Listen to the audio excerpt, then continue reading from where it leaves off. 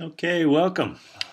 Imagine that you were on a board of a small group, let's say a chapter of a group like this one, ATD, and you wanted to figure out, well, should there be some kind of a change proposal? What should we be doing?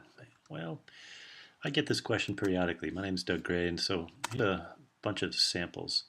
Think of the change process in these four ways. They're simple steps. They can be applied to any organization, and these are the four phases that I'll adopt as an outline for the following slides.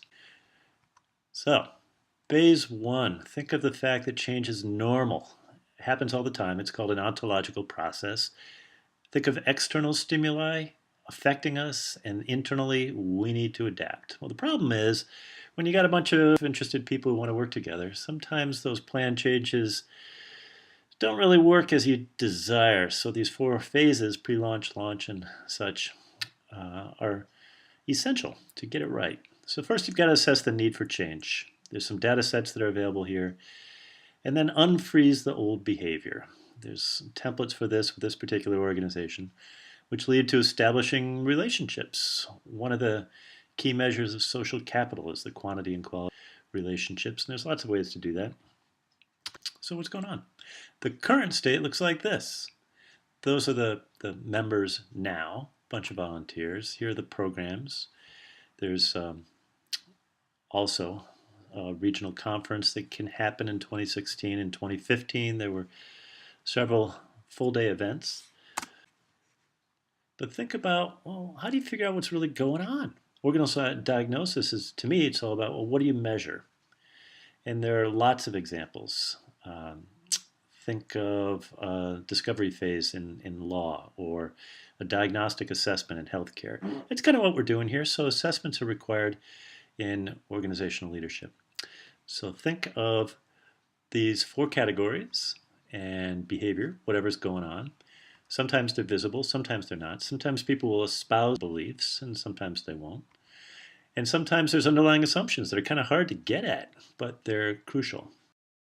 Another commonly used example is Weisbord's six-box model. Why? I think because these boxes make intuitive sense to people. As leaders, how do we balance the boxes? This executive board team has a president, past president, and president-elect and treasurer.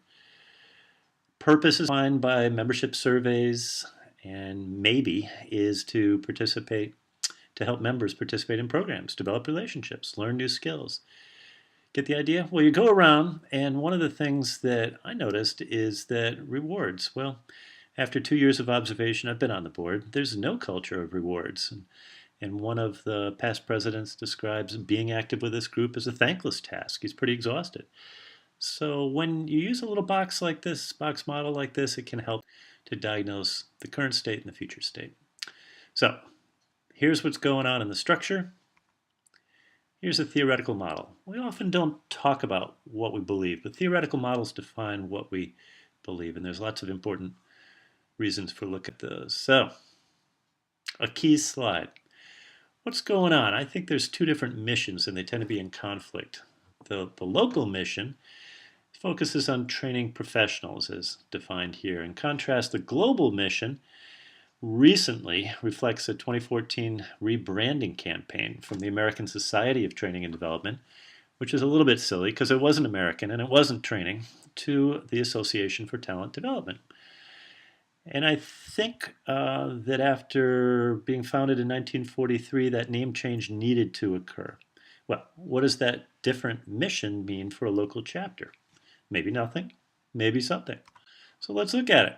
From a change phase perspective, the second phase, the launch phase, is comprised typically of three critical steps: designing the message, whatever it is you want to implement, communicating that message, and then reinforcing the strengths. I'll get to recommendations in just a moment, but it's vital to determine what are the political and social and marketing campaigns that you need to communicate this change vision.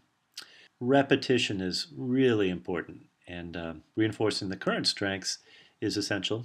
For instance, this chapter has 230 active members, thousands of former members, all kinds of relationships. There's a global brand, And there's regional growth. Nashville's ranked number 4 in business growth by Forbes magazine in May of 2016. And the Wall Street Journal says it's the number 1 destination city in the U.S. 80 people are moving into the region every day, according to some sources. What are the strengths in this organization that are likely to help with any change initiative? The other way to look at the issues is by looking at the past, present, and future. So past, there you go, present, and future. Naturally, anybody could have a longer list, but I wanted to keep it short. So what do you want to recommend? Maybe there's a need to implement some change immediately. Figure out what that message is, pre-launch phase, do some assessments, and then act now. Second option, act soon. Figure out what that might be, and then 3 to 6 months from now, have a pre-launch when the new president assumes leadership. Or third, don't act at all. Sometimes the status quo is the smartest recommendation to follow. Typically, I'll provide 2 or 3 recommendations and then recommend which one to go with. So I'd recommend this one for these reasons. The whole notion of assessing the need for change and establishing relationships can be done immediately and quietly, but this chapter is pretty functional.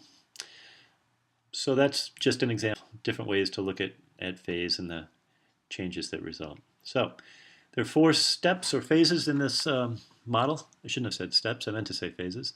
And here's the third one, practicing new behaviors and celebrating small successes. It's a way to gain momentum. Drucker and Socrates and all kinds of good managers will say the same thing. What gets measured leads to results.